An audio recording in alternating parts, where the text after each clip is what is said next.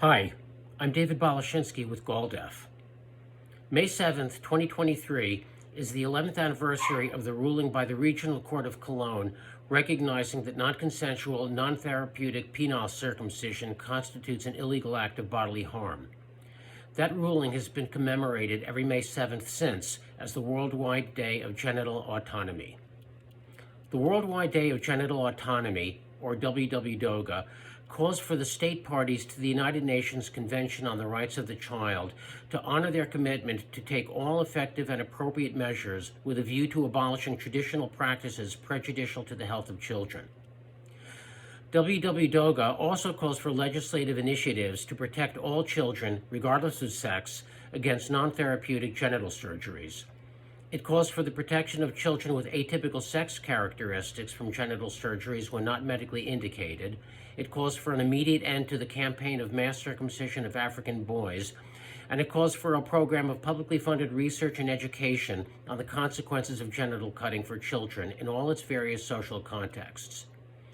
These objectives are so basic to any rational definition of fundamental human rights that WWDOGA has now grown into an annual observance that is supported by over 90 organizations around the world. One of these is the Genital Autonomy Legal Defense and Education Fund, on behalf of which I am very proud to be speaking today in support of the 11th Annual Worldwide Day of Genital Autonomy. GALDEF's mission is to promote impact litigation by providing the resources needed for our clients to win legal cases involving medically unnecessary genital cutting. Our vision is to create a world where the rights of children to bodily integrity and future autonomy over their genitals and their sexuality are respected and legally protected. Although our strategies may differ, the ultimate goals of WWDOGA and GALDEF are the same. Both organizations are working to create a world in which the right of every individual to ownership of their own genitals is recognized and respected. Like WWDOGA, GALDEF believes that this right is absolute, fundamental, and belongs to every human being regardless of sex or any other individual or group identification. For us at GALDEF, that means helping those who have been deprived of this right seek redress through the judicial process. But our mission is much broader, much deeper, and much more ambitious than fighting for this cause on an individual, case-by-case basis. We believe that strategic and targeted legal actions can result in precedent-setting and high-profile judgments that will reverberate throughout the legal landscape, across the country and beyond. This will have the effect of discouraging others from violating or assisting others in violating the right to genital autonomy of every child everywhere. It is not a coincidence that both WWDOGA and GALDEF have the phrase genital autonomy in their names. The principle of genital autonomy is the moral foundation of both organizations, the universal safeguarding of this right, the cause to which both organizations are committed. Nor is it a coincidence that a judicial remedy for forced genital cutting lies at the heart of both organizations. For as long as there have been law codes, charters, and constitutions, courts have been the place of last resort where those who have been aggrieved can seek justice. Courts have been the place where statutes that violate human rights have been struck down and where previously unrecognized rights have been recognized. Throughout the history of jurisprudence, courts have been one of the most important tools that civilized societies have to ensure justice and equality for every citizen within their jurisdiction. On May 7, 2012, it was one regional court in Cologne, Germany, that issued the ruling that we now commemorate every May 7th as the Worldwide Day of Genital Autonomy. The essential holding of the Cologne ruling is that a medically unnecessary circumcision, even when done properly by a doctor with the permission of the parents, should be considered a bodily harm if it is carried out on a boy unable to give his own consent. The essential fact of the Cologne ruling is that it was symbolic. It had little or no practical effect because the German Bundestag shortly thereafter passed legislation explicitly permitting non-therapeutic penile circumcision, legislation that, of course, superseded the ruling.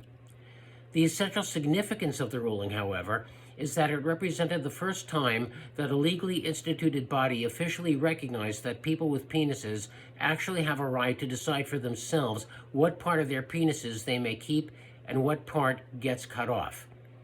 It was the first time that a court recognized that non-therapeutic penile circumcision is a harm in and of itself, and that when imposed on a child without his consent, his right not to be physically harmed is violated. Thus, while there may have been one legal decision by one regional court with little or no practical effect, for the genital autonomy movement, it was the legal shot heard around the world. The deeper significance, then, of the Cologne ruling is that it transcended the personal interests of the child whose medically unnecessary penile circumcision led prosecutors to bring charges against the physician who had committed it.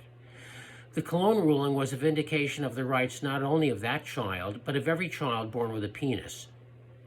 And although the Cologne ruling pertains strictly to penile circumcision, the Worldwide Day of Genital Autonomy, to its credit, regards the right to genital autonomy as universal, meaning that it is a right that belongs to every human being, irrespective of sex, gender, nationality, religion, and irrespective of the particular morphology of an individual's genitals.